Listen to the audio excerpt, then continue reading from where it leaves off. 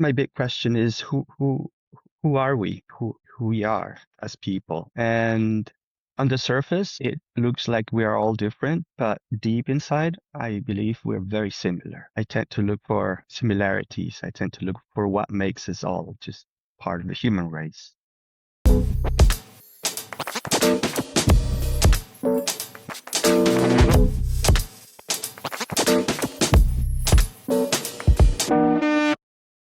So, welcome back, everybody, to a new episode of Eyeshot 50mm. And today we're sitting down with Alex Kornhuber. Alex is a Peruvian-German documentary photographer whose work spans migration, labor, aging, belonging, and all the complex relationship between people and their own place of living.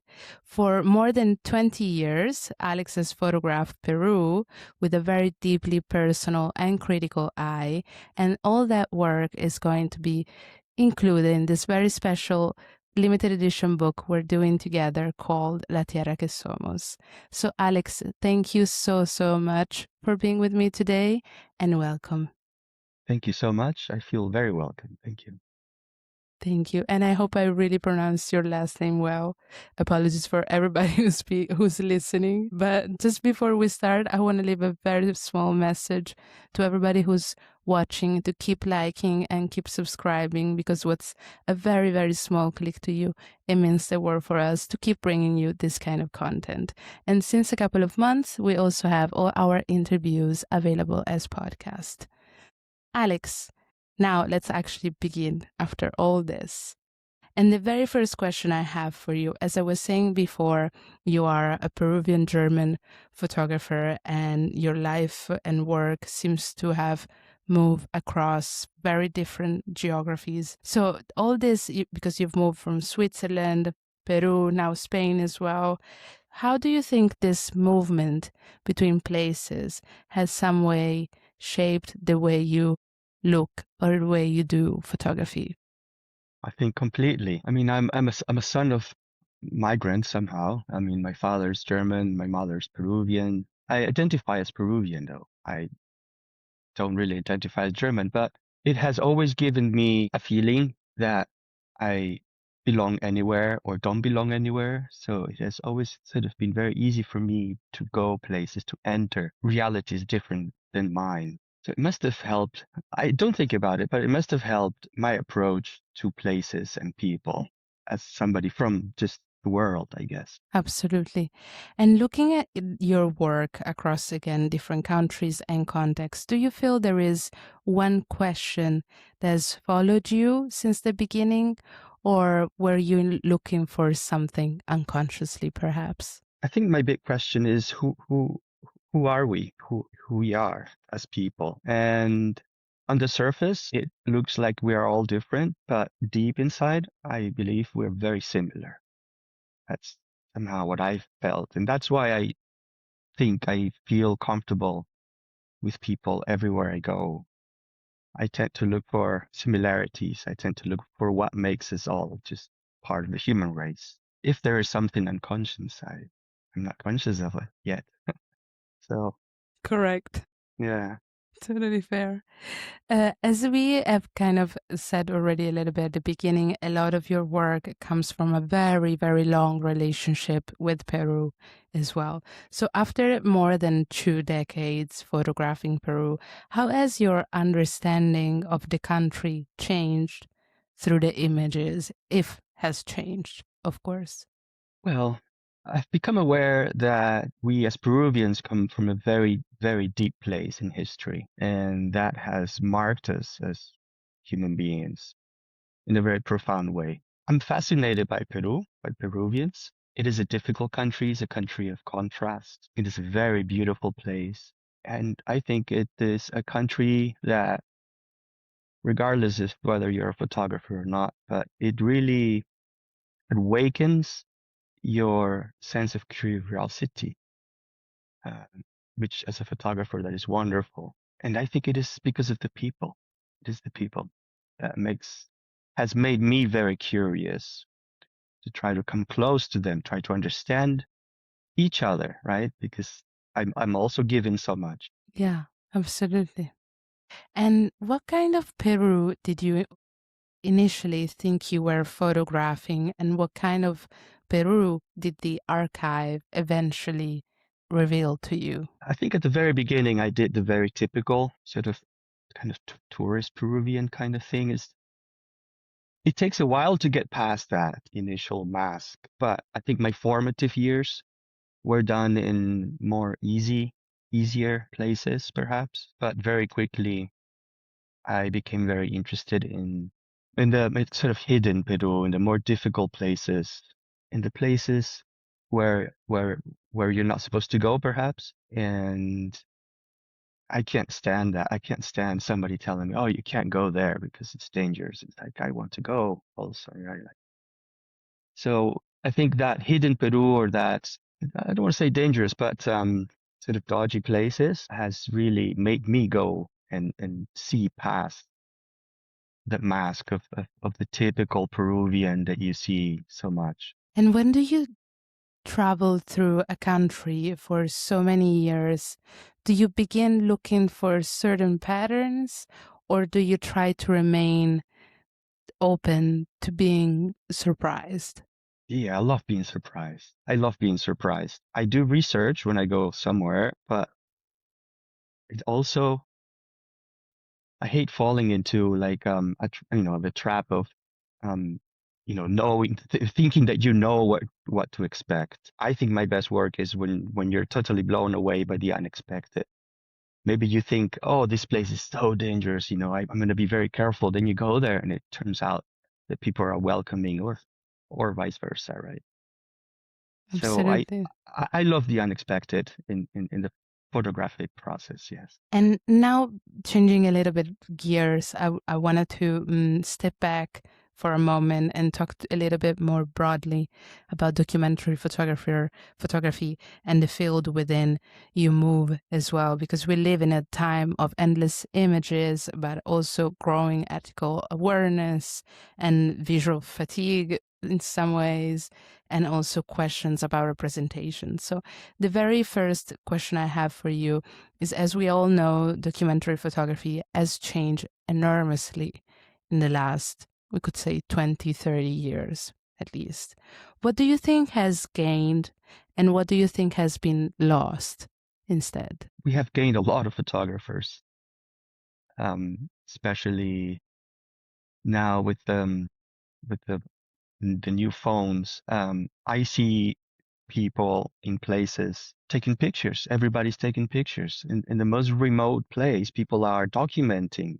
And I love that. When I just came back from the jungle, and, people are showing me in their phones the pictures that they take.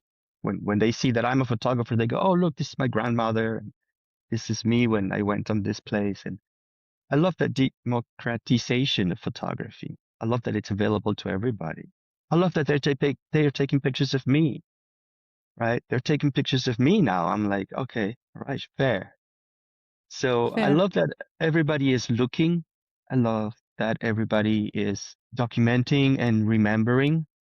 Um, and I try to share with them, right? And I try to say, give them some photographic tips, because everybody's a potential photographer. And Absolutely. what have we lost? Well, I think photography is not so elite anymore. It used to be so elite, right? It used to be a few. It used to be men, right? And so it's not anymore a man's profession, which I like. We've lost that, thank God. Thank Yeah. And I don't know, some personal things. I mean, I've lost the darkroom. I love that. I don't want to go back to the darkroom, to be honest. I spend so much time in the darkroom. Because today, one thing that always makes me think is that today we're surrounded by so many images, and we have images of crisis, poverty, migration, war, environmental collapses, everything like that. Do you think nowadays contemporary photography still has the power to make people look differently at certain events, or this immediateness, this immediacy of like exchanging information is kind of like instead collapsing everything in that sense? No, no. I think this democratization of photography through the phones, for example, it's of incredible help. I'm thinking of the great photographers, for example, in Gaza. Without their work, we wouldn't be able to see what's happening there because, it was very difficult for international press to go there. The images coming out of Venezuela after the earthquake, heartbreaking. It's taken with, by regular people on regular phones with bad quality, but I think it has given us a very clear idea of the horror of that earthquake, right? Yes, So, absolutely. I do think it's very, very impactful that everybody is documenting. Quality doesn't matter. It's just the impact, right? It's the impact. Exactly. That's what I wanted to follow up with. Exactly. Quality and impact are two different things as well. And sometimes today we have this visual fatigue of something that instead it's it could be seen positively at the same time.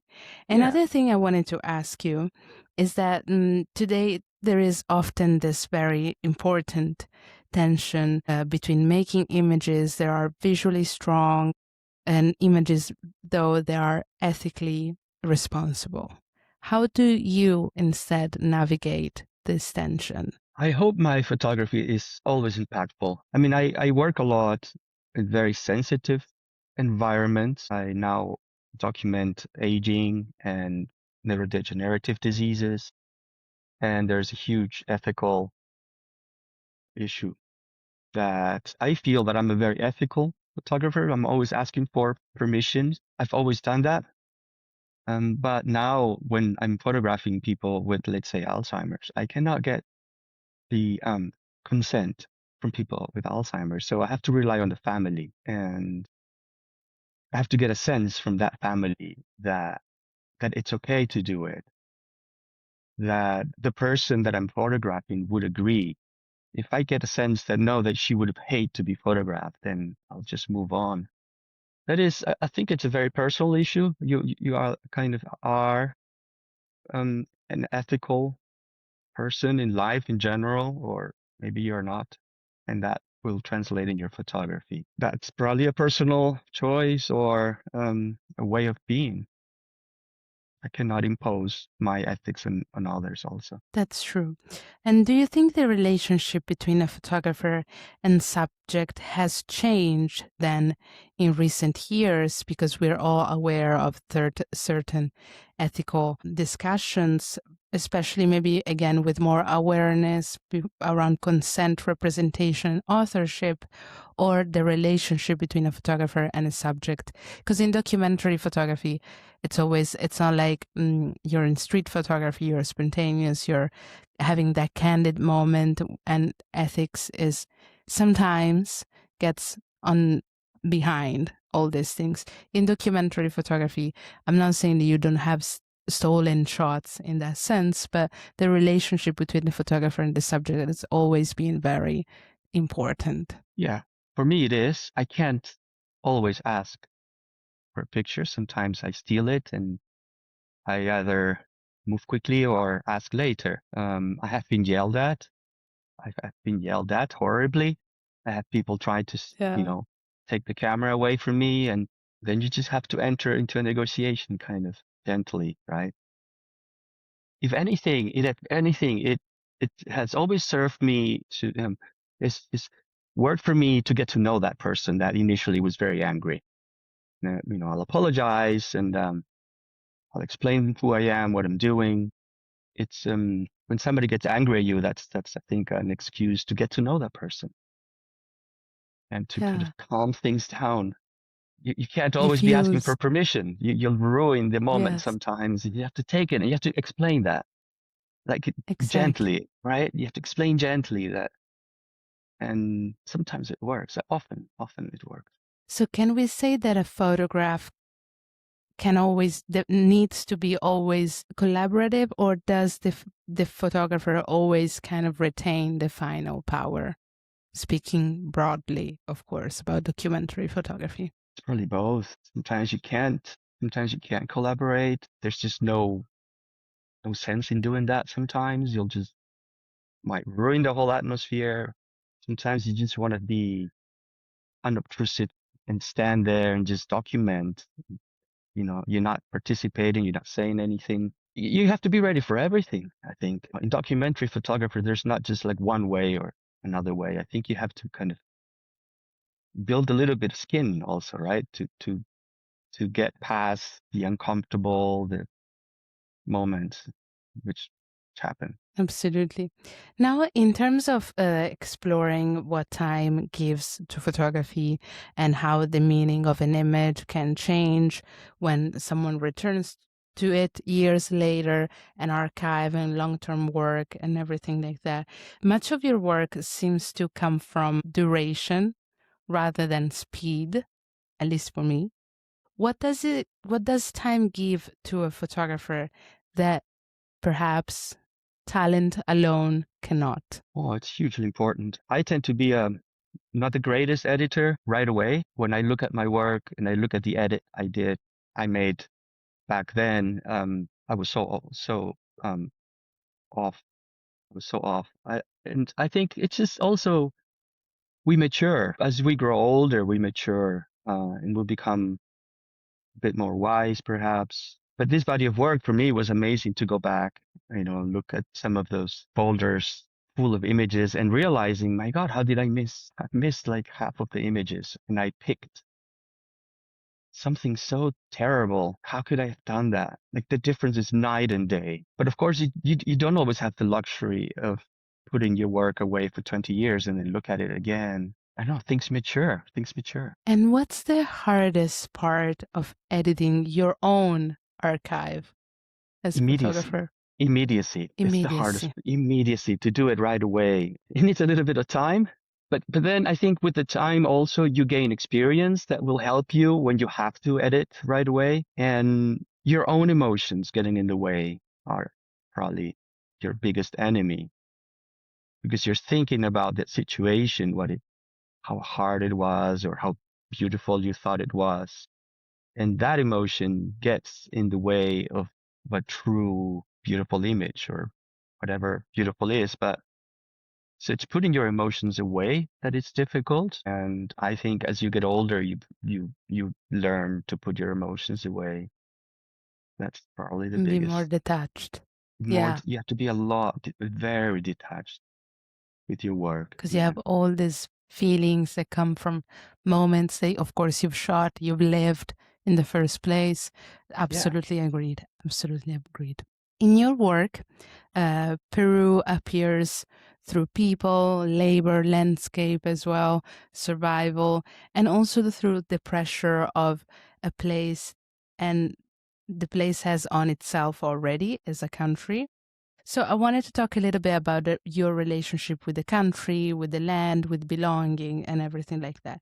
When you began photographing Peru, did the relationship between land, labor, extraction in that sense already feel central to you, or it become clearer over time? Yeah. I think it was something, well, that is a difficult question because there's something inside of you, maybe an instinct that draws you to to approach a place or a situation and you don't know exactly why.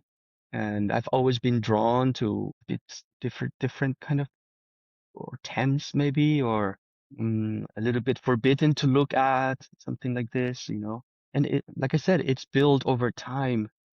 So I'm look at like my first bodies of work that I was doing, which were not very good photography, but I recognized that I was going places where things were happening. I was not good at documenting those things or situations, but I think I've always been drawn, even before I was a photographer. I was drawn to go to these places, to look inside houses, to meet people, to try to understand how they get on with lives that are completely different than mine.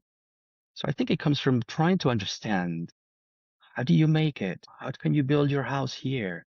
What is it like to live here? Even before I was a photographer, I think I always had that curiosity or those questions that made me want approach and talk to people. Does that make sense? I mean, it's something very emotional, very emotional that develops over time. Absolutely. And how do you photograph a country that you love without being sentimental as well? That's a curiosity of mine. Maybe that's my German side. I don't know. Um, I Well, I learned from the great masters also. I love to look at photography. I love photography books. I love studying the images. I think you make yourself a promise, not to be sentimental, and you keep that up here, and you think about like what would Koudelka do, or what would Robert Frank do, right? So Absolutely. I try to keep those guys, sort of like my friends, kind of. What would he say if he looked at this picture, right? Like I wouldn't even show it. And I think to enter in dialogue, right? To enter in dialogue with your friends, with your photography friends, this is also very important. And I mean, once I was doing some body of work. I mean, I was putting a lot of effort into doing portraits and these landscapes, and I was making some triptychs and diptychs, and it was color, and I was really proud of it. And then I showed it to a friend of mine, and they go, "Oh, that's so kitsch." And it just completely destroyed, right? I was so thankful for her to say that to me, that what I just put a lot of effort into it looks kitsch. And I was like, yes, it does. So I just destroyed all of that. So I I think moved on. we Yes. moved on. You need to surround yourself with people that give you honest opinions, right? About the work, and ask yourself, what would Joseph Koudelka say about this? Or be honest with yourself. Absolutely. Yeah. Exactly. I mean, That's the main word. it's very easy to be kitsch in Peru as well, right? It's very, very easy to come out with like kitsch images or naive images. So yeah, yeah. Absolutely. In your work, the land is never really a background, but it often feels connected with the labor, with survival, with memory, tradition as well, identity. How do you see the relationship between these people and their own land? Well, land is huge in Peru. I am now living in Spain, for example, and I've been traveling around Spain, and you can travel for hours and hours, and it's just the same landscape basically. You have to really go on and search for something different. But Peru, it's so diverse. We have so much is happening at every different altitude as you go up and then as you go down on the other side. The landscape in Peru makes the people and marks the people that have to live in that place, that have to make a living out of that place, whether it's through agriculture, fishing, or mining, or deforestation, whatever. And it's just such a huge part. Like, I'm really amazed that all the migrants that move to the coast, and the coast is a desert, and they try to make a living in that desert. They try to plant a tree in that desert, and they have to adjust. They come from a place that has a very rich land. They can feed off that land, and then they move to a place where they cannot feed off the land anymore. And that assimilation really amazes me. And what people do with that creativity, it sparks the creativity of people that go from the jungle to the coast, right?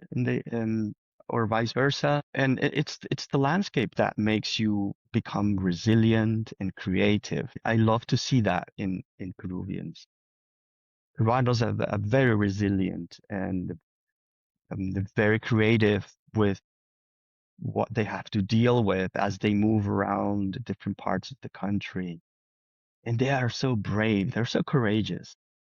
Right? When I see them in the places that they live, how far it is and how long it takes you to go there and how isolated they may appear. You think, oh, this nothing happened. How can they live there? And then you go there and you realize, oh, they're just like me, right? They fall in love, they make children, they're just up there, or in the middle of the jungle.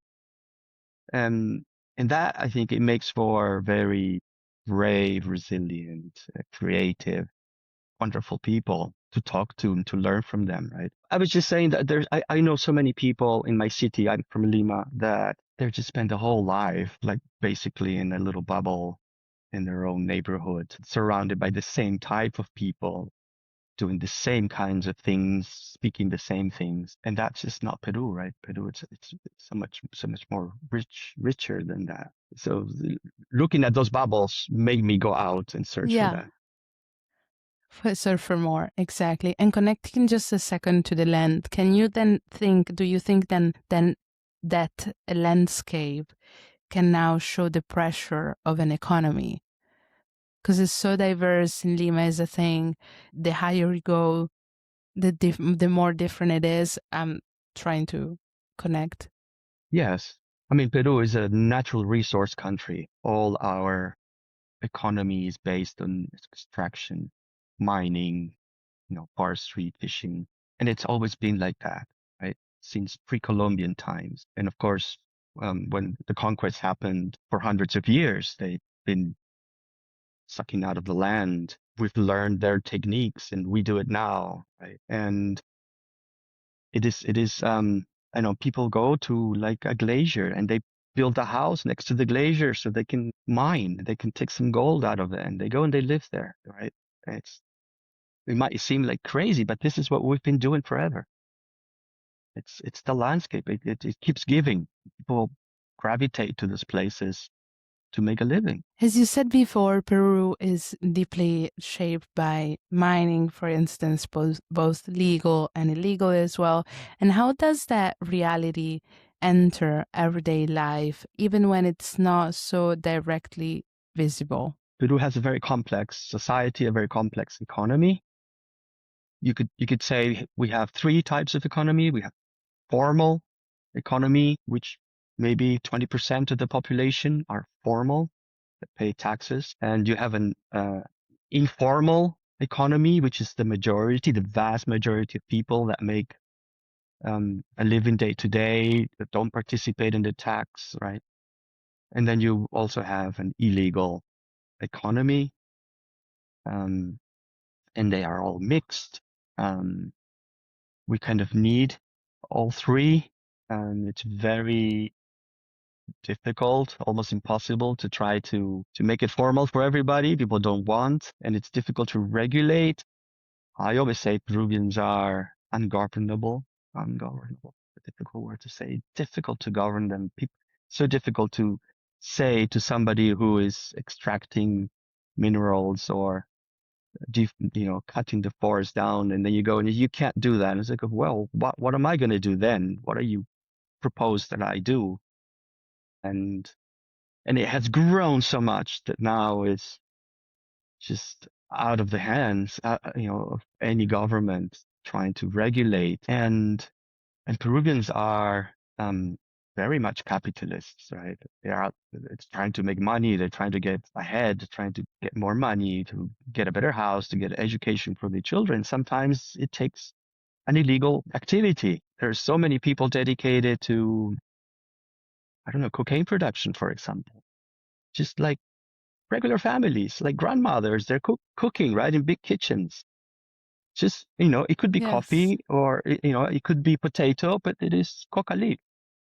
And that's how they see it, right? It's like, well, that's what grows here. What do you want me to do? To cut it all down and plant something else? I get money out of doing absolutely. that, right? I go and pick the leaves and somebody pays me. And then the army comes and burns it all down, and now I don't have anything. Right. Exactly. And I'll It's start very again. difficult. Yeah, start again, move with the whole family. I've known so many stories of families that they just have to pick up their few belongings and go somewhere else. And I'm not defending one or the other. I'm just saying what it is. Sure. That's what I see when I go, and I don't have an answer for them. Yeah, it's difficult. Moving on, the next question I have for you relates to La Rinconada. La Rinconada is one of the most extreme places to work with, and I wanted to ask you to also explain to everybody who's listening what exactly it is, what it entails, a little bit of its history as well. And the question then I have for you is, what did you understand of that place only after spending time there, beyond the very first visual impact that you had of it? Well, at the beginning, it's a difficult place to understand. When I first arrived, I couldn't make sense of it. I was overwhelmed. I was so overwhelmed. I knew I was in the presence of something. Wow, I thought, it's definitely one of the most difficult places that I've been to. Um, it was difficult to understand why entire families would go and live there. They're not getting rich, right? They're just getting by. Your chances of finding gold are not assured. You might work for a whole year and not get anything, and you're still in poverty. But in up in La Rinconada, which is extremely high, I think it's about 5,400 meters. It varies. The highest is around 5,600 meters up in the glaciers, and you have families living there. Um, you know, and it's extremely polluted. It's extremely bad for your health. And yet, they know it, but they're there. It takes a lot of effort not shame them, but to criticize this and say, this is wrong. You shouldn't be here, right? Yes. They're drawn there with the dream of making it, of finding that gold. They found gold there and everybody gravitated towards that place. And they made a home there and it's growing now. It's a bigger city, there are schools there. And it just took some visionaries. I maybe think about the Wild West when people went to the West, to look for gold, also in dangerous situations in places. And then they were able to, over time, make great cities and great economy. I hope that might be the case for La Rinconada, perhaps. In 50, 100 years, perhaps it becomes a great place that gives wealth to a lot of Peruvians that otherwise wouldn't have. I hope. I hope they get what they are looking for. Yes. But the scale of it, yeah, it's overwhelming. It's photogenic, of course. It's hostile also. It's difficult to breathe. It's difficult to sleep. I was very sick the whole time. It's just the worst place that I've been to. I don't wish to go back, but I also want to see how it's growing, if it has changed. Yes. Because again, you said places like Rinconada can easily become symbolic in photography. How do you keep the work grounded in real life rather than in letting the place becoming a metaphor of something? I don't know if I do that. No, I think I let the place speak for itself. I'm not aware of that I try to do that. I think I did my best at documenting what I saw. Every step that I took, I saw something worth photographing. I think more about the things that I couldn't photograph, whether, because they told me no, or, you're not allowed, or, it went by very quickly. I was the whole Such time. as? Well, there are nighttime activities, are types of people that are fugitives that you don't know that they are, so they see you taking pictures and they'll maybe come up after you. There are places or things that are happening that feel very intimate and you perhaps don't have the time to approach. And to be honest, the whole time that I was there, I was really reacting. Don't remember composing at all, like thinking, oh, let's make a nice frame here. It was more like, oh my God, and then here something else, right? And every step was something. And I was almost like you're going fast, and you're trying to react to something. Things are moving and they're moving in ways that you don't understand. And they're going places where you think you shouldn't be going. You look down and you go, I'm not sure I can go down there. It looks really dangerous. And then things are happening so quickly. For me, it was one of the hardest places to try to compose an image, right? It was just pure reaction, pure emotion all the time, and hoping that I would get something later. At first, when I first looked at the work, I didn't think I'd accomplished anything. It has taken it has taken a lot of years for me to go back and look at this work and sort of accept that it is like that, you just capture things. Sometimes one picture, we just took one, and that one picture turned out okay, maybe. Of course, I look back and I go, I wish I would have stayed there and made some more pictures, but this is what I got, and then I'm happy with that. I was happy with that, yeah. And did La Rinconada change the way you looked at the rest of your work on Peru, or it was just another section of it? It's another section. Well, it did show me how resilient Peruvians are, and how courageous they are. And that taught me that they are like that everywhere. Everywhere they go Peruvians are courageous, resourceful. And perhaps it planted the seed to look for that, right? Like let's look for that courageousness in men and women that do this, as opposed to thinking, oh, how bad it is that they're doing this, how terrible it is. It's like, no, this is amazing.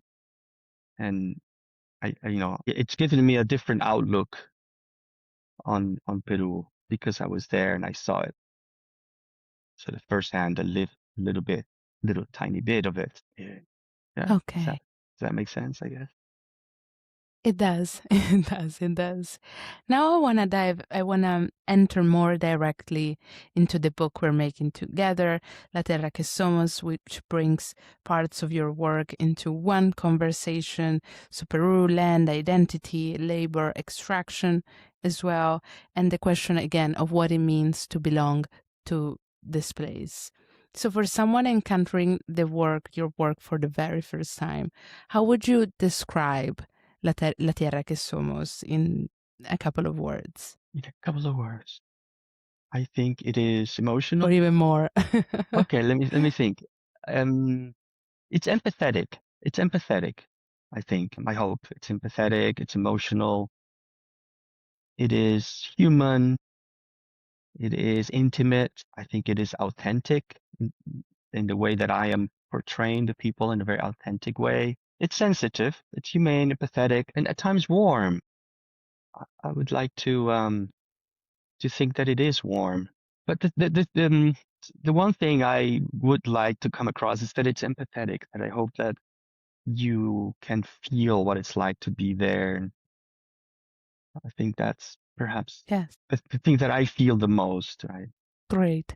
And the word tierra, which has a very special meaning, what does it personally carry with it for you? Oh, it's everything. It's what holds us. It's our home. It's our life, our food. It's our landscape that we look at every day. Gives us joy. Or Peru has a very diverse land. Its diversity, and it's what gives us a sense of belonging, all of us. And Love this. it's a very beautiful land. I think Peru is a very beautiful land. It's grand. Like, you have this sense of awe. You have this sense of awe, Absolutely. and I see it. I see it that people, when they're confronted with this every day, all does, it creates neuronal connections in your brain, right? I've learned Yes. that later. And I think Peruvians, we have that. We have a lot of exposure to awe, which gives us this sense of happiness, belonging, makes your ego very small. It's good for I love brain health. that. Good for brain health, actually. I've learned Yes. that. I've learned that. Yes, I see that now. I see that now that I've studied neurology, and the all emotion is connected to brain health, to neuronal connections. So I think Wow. Peruvians have that without knowing. We have that. Even the people in La Rinconada, they're just looking at this incredible ice mountain, and without knowing, they're looking at it, right? They are so aware of it. They're always pointing things out. It's like, look at that. Look at that. It's working in their brains. It's not dead. It's working. Love this. It's a beautiful, beautiful, beautiful explanation, really. And this is something, again, one of the central ideas behind this book is, again, the relationship between belonging and, in this sense, the land and extraction. How do you understand that relationship more deeply, if that makes sense? It makes us what we are, makes the people of Peru diverse, brave. I make the parallel, I don't know, I don't want to make parallels really, but there are landscapes where not much is happening. I mean, things are not happening so much in cities as they are in the wild, in the wilderness, in the landscape, tend to coexist with it. We tend to live off the land, and in a way, you try to conquer it, which sometimes you can achieve that. I'm amazed at how Peruvians from all the country come to Lima and build their houses on a rocky cliff when there's nothing, and they make a community there. They make a community. They help each other out, and every time I go back, there's new staircases and there's new houses, and I'm like, wow, you're really transforming what looked like an impossible place, right? In the jungle, you make a path, and then in a week it's overgrown again, and then you go back. So you have to coexist with it. You have to modify it. You have to become creative. And I think it forces us to become resilient. It's what it is. I'm amazed at that. That's incredible. Now, switching gears a little bit, you've also worked as an educator. So, I'd like to open the conversation a little bit to the younger photographers, the future of documentary practice, and everything like that. So, you've taught visual journalism and documentary photography. What do you think young generations struggle with the most today? Oh, perhaps getting out of their comfort zone, traveling,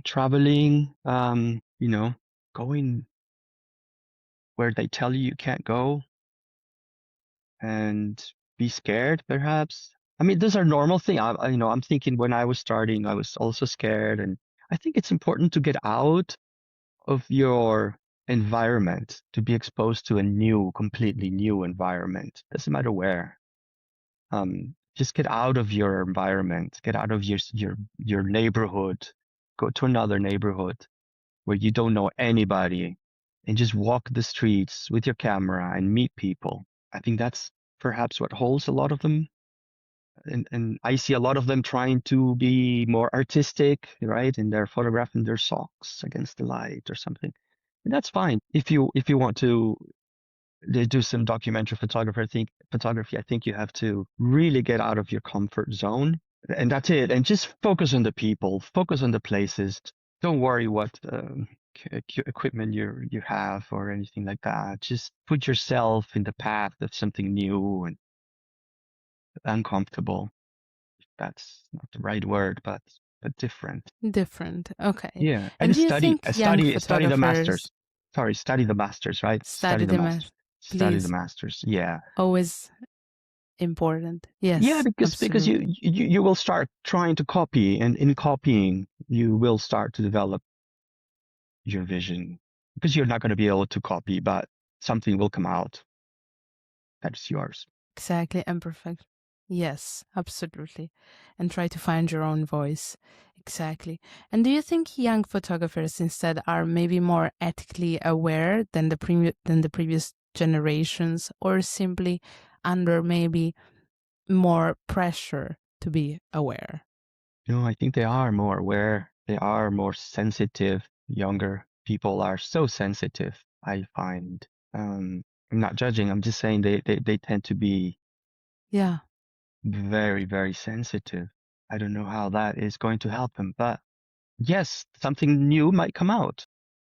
I don't know where it's going to lead, but they tend to be, younger generations, extremely sensitive with what you say. You cannot say this, you cannot do this, perhaps, or show it like this, and they'll label you this, label you that. Me at this stage in my life, that doesn't help, right?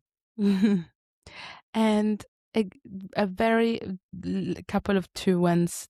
If you had to give a photographer an advice who wants to work on social issues but is afraid of doing any harm, what would you say to him or her? I don't know, to start slow, maybe go with somebody else, take it easy, very slowly, right? Start just at the bakery down this corner, get to know the baker maybe, or right? Try to find out something about this person's life. Just take it easy. Just even with the people you think you know maybe, right? Because you go and buy bread from this person every day, but chat, find out who this person is, where they come from, and then ask, oh, can I go to your house and make a portrait?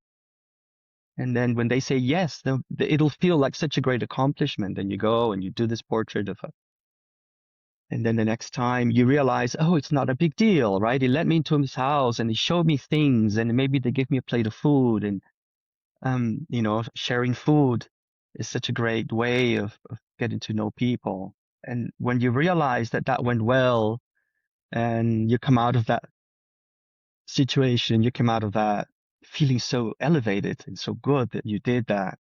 The next time you're going to push it a little bit more. It's just a little step at a time, right? We sometimes get Absolutely. bogged down. We look at the work of great photographer and you go, oh, I just want to go and do this right away. And I think you have to, some people can, others can't. So if you take it easy, yeah, and maybe you can do a series of, your neighbors or something like that. And until Absolutely. that becomes too familiar, and then you go to another neighborhood and you do the neighbors of that community, perhaps, right? And you keep doing it. Mm. Yeah, absolutely. And is there anything, do you think, that cannot be taught in documentary photography today? It's it has nothing to do with photography. It has to do with human relations. It has to Hmm. do with empathizing with people, approaching people, sharing your own story with people because they're sharing with you, you're sharing with them. Everybody wants to know who you are.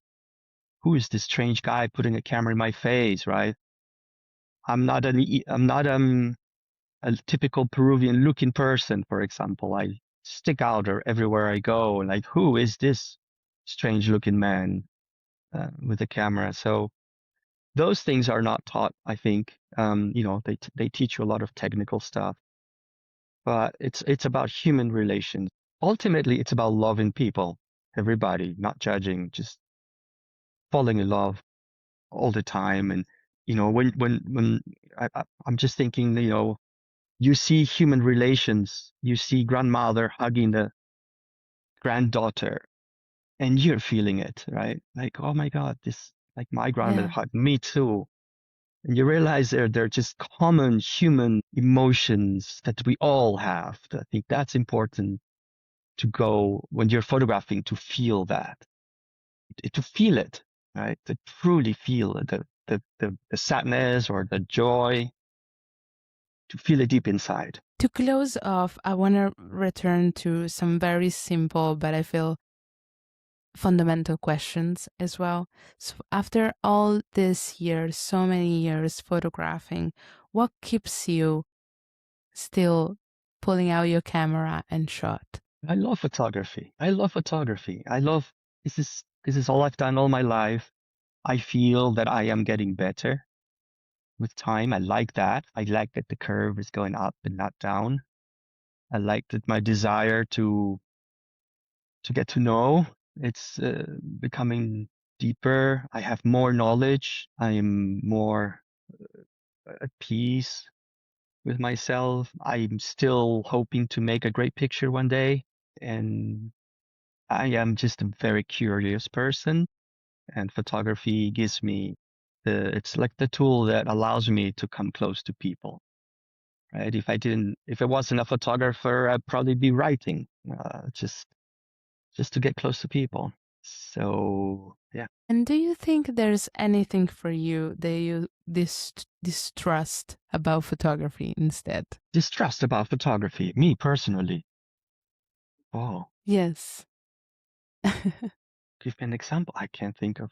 Well, Or maybe anything, you know? It's just provocative.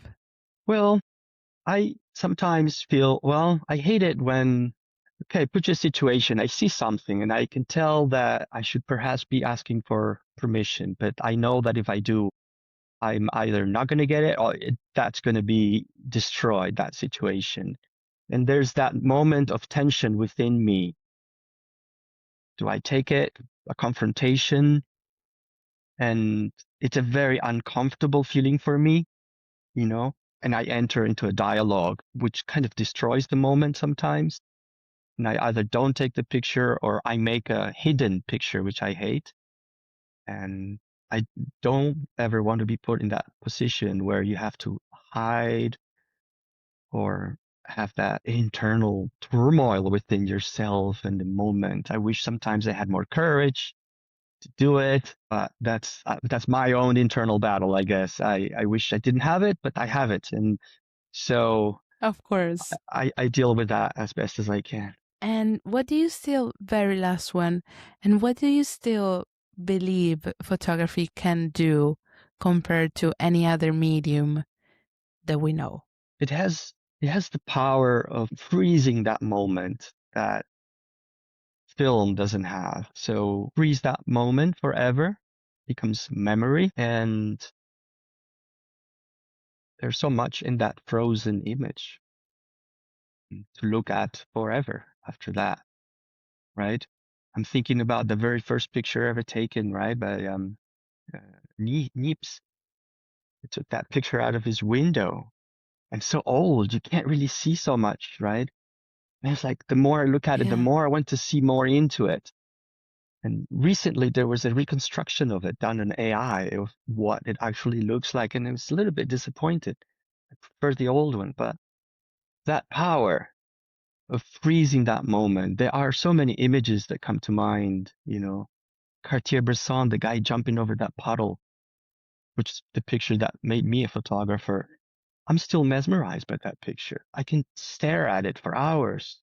How did you do that, right? I still have that wonder. I think it creates the sense of wonder, right? When you look at a great image that has a moment that is Absolutely. beautifully composed, and you go, wow, it never gets old. It's that power of It that never one gets old. that frozen moment has a lot of power, I think. Alex, I thank you so much for being with me today. I hope you felt comfortable and free to say whatever came across your mind. And I felt super comfortable and it was very special. And I thank you again, once again, for being with me today. Oh, thank you, thank you. You've made me think. Give me some difficult questions and made me think. That's good. I'm putting those new thoughts into my little drawers here. Thank you. Thank you Yes, for engaging. I would love to. I would love to know even more after this conversation. And just a very small message before we say goodbye. I want to remind everybody who's watching to keep liking and keep subscribing, because again, a very small click to you, it allows us to keep bringing you such special content like this episode. So Alex, thank you again and see you soon. Thank you so much, Lucrecia. See you soon.